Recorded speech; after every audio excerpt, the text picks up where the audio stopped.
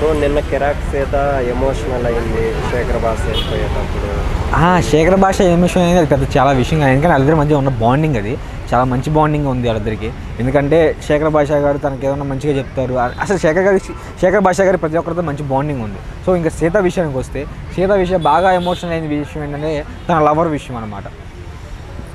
అంటే తన 5 years back something చెప్పింది, డేట్ టైంకి అంత గుర్తులేదు. బట్ కాకపోతే అక్కడ చేసిన విషయం ఏంటంటే తనను పెళ్ళికి తన అమ్మ నాన్న ఒప్పించిన తర్వాత, ఒక అమ్మాయి డేర్ చేసి ఒప్పించిన తర్వాత అతను మోసం చేసి వెళ్ళిపోవడం, అది కొంచెం ఇదిగా అనిపిస్తుంది. ఎవరికైనా కొంచెం బాధాకరమే. అది మనం ఒప్పిస్తే, ఒక అబ్బాయి అయినా సరే ఒక ఫ్యామిలీని ఒప్పించి అమ్మాయిని చేసుకున్నాం అనే టయానికి అమ్మాయి మోసం చేస్తే ఎవరికైనా అదే బాధ ఉంటుంది. సేమ్ బాధ అమ్మాయికి ఉంటుంది, అబ్బాయికి ఇంకా ఎక్కువ ఉంటుంది.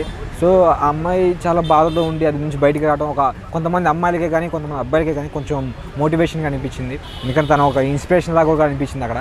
ఎందుకంటే అలాంటి స్టోరీలు విన్నప్పుడల్లా కొంతమందికి అరే తను ఇంత సక్సెస్ అయింది, బిగ్ బాస్ దాకా వెళ్ళింది, మనము వెళ్ళొచ్చు, మనం కూడా చేయొచ్చు అనే కొంత వరకు మంచి థాట్ అనేది రావచ్చు చాలామందికి. సో ఇందులో నాకు బాగా నచ్చింది. సో తన ఎమోషనల్ స్టోరీ అయితే చాలా చాలా ఇదిగా అనిపించింది. ఇంకోటి ఏంటంటే తను ఆ స్టోరీ చెప్పిన తర్వాత బిగ్ బాస్ అంటే నాగార్జున గారు తన 2 పాయింట్లు ఎక్కువ ఇచ్చి ఆ టీంని గెలిపించారు. ఆ గెలిపించిన తర్వాత నేను లాస్ట్ టైం నా గేమ్ ఆడినప్పుడు నేనైతే నా టీంకి నేను డబ్బులు అనేది అందించలేకపోయాను. ఈ టీంలోకి వచ్చిన తర్వాత ఫస్ట్ టైం నేను చెప్పిన క్వశ్చన్కి నా ఆన్సర్కి మనీ వచ్చింది కాబట్టి నేను ఈ డబ్బుని ఎవరైతే విన్నర్ మనీలోకి పంపించాలని చెప్పి మనస్ఫూర్తిగా కోరుకుంటున్నానని చెప్పి చెప్పడం అది నాకు చాలా బాగా అనిపించింది. ఎందుకంటే తను చేసిన తప్పుని మళ్ళీ అరే నా విషయంలో ఒక తప్పు జరిగింది, దాన్ని కరెక్ట్ చేసుకోవడానికి చిన్న అవకాశం వచ్చి దాన్ని ప్రూవ్ చేసుకుని చూసండి, అది తన ఉన్న ఒక మంచితనాన్ని చూపిస్తుంది అనమాట.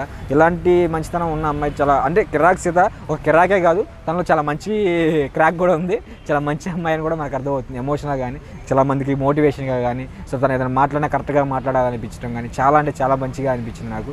కిరాక్ సీత కిరాక్ అని పిలిపించుకుంది నాగార్జున గారి చేత. అలా అయితే సో కిరాక్ సీత కిరాక్ అని నాకు కూడా అర్థమైపోయింది. సో మంచి అమ్మాయి.